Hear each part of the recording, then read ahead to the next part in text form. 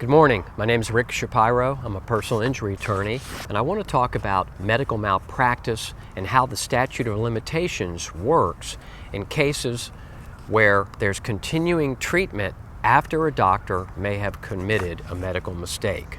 So let's say you're a patient of a physician, or you underwent a surgery by a physician, and you highly suspect that your own doctor committed a medical mistake that may be malpractice. But that doctor is continuing to treat you.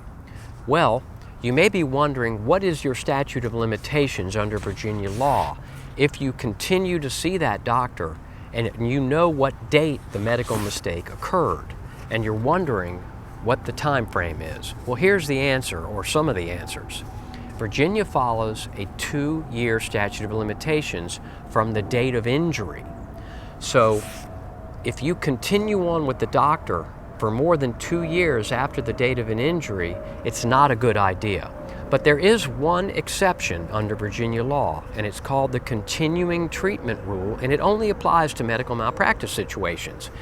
Now, if you believe the doctor committed a medical mistake, but that doctor is trying to heal it the best possible way, or he is dealing with your complications, and you continue treatment with that doctor, the Virginia Supreme Court has said that your 2-year statute of limitations in that limited circumstance does not run until after your last day of treatment with the doctor.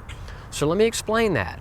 If the doctor committed a medical mistake on day 1 and more than 2 years goes by, but you continue an ongoing course of treatment with that doctor, the Virginia Supreme Court says that the 2 years doesn't start running until your last medical visit. Now, the continuing treatment rule is an exception to the 2-year rules. So I advise anyone listening to this video who thinks that this rule may apply to them to not wait 2 years from the date of the injury, but to call a lawyer like one of the ones at our firm and get further advice on whether the continuing treatment rule does apply in their circumstance.